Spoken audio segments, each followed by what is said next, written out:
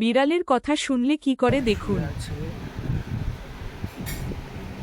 দরজার দিকে মুখ করে, মা নেই তাই জন্য।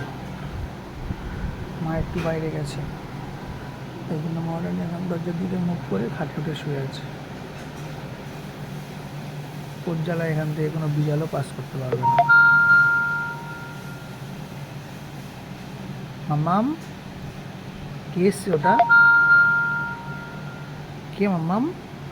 বাইরে ওটা কে এসছে? বুঝো, বিড়াল এসছে, বিড়াল।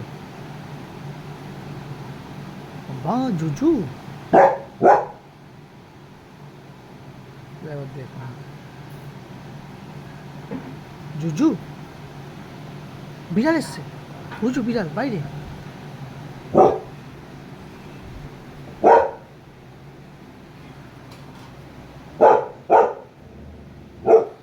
কোথায় বিড়াল, কোথায়?